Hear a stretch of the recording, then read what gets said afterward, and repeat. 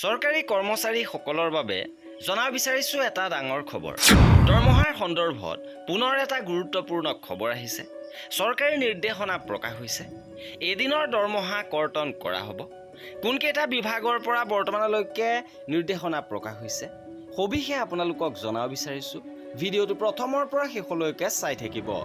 অসমৰ বৰ্তমানৰ ভয়াৱহ বান পৰিস্থিতিৰ প্ৰতি লক্ষ্য ৰাখি অসম আৰক্ষীৰ সঞ্চালক প্ৰধান ডাঙৰীয়াই অসম আৰক্ষীৰ অধীনত কৰ্মৰত সকলো বিষয়া আৰু কৰ্মচাৰী 2026 চনৰ জুলাই মাহৰ দৰমহাৰ পৰা এদিনৰ দৰমহা বৰঙণি হিচাপে আগবঢ়াবলৈ অনুৰোধ জনাইছে।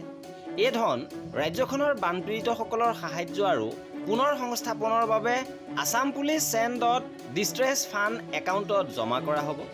অসম আৰক্ষীৰ সঞ্চালক প্ৰধানৰ পৌৰাহিত্যত 28/7/2026 তাৰিখে অনুষ্ঠিত বৈঠকৰ সিদ্ধান্ত মৰ্মে অসমৰ বানপীড়িতসকলৰ সাহায্য আৰু পুনৰ সংস্থাপনৰ বাবে অসম আৰক্ষীৰ অধীনত কৰ্মৰত সকলো বিষয়া আৰু কৰ্মচাৰীক 2026 চনৰ জুলাই মাহৰ দৰমহাৰ পৰা এদিনৰ দৰমহা দান কৰিবলৈ অনুৰোধ জনোৱা হৈছে।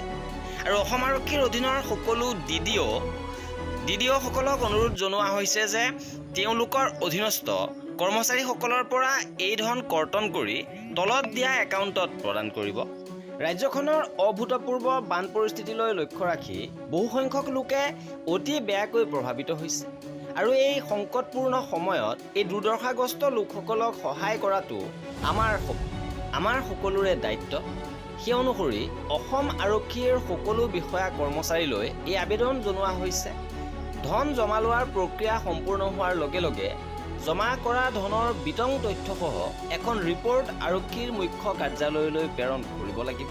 আৰু এয়া আছিলে এই ভিডিঅ'টোত। কৰ্মচাৰীসকলৰ সকলো খবৰ পাই থাকিবৰ বাবে আমাৰ চেনেলটো ছাবস্ক্ৰাইব কৰি ৰাখিব।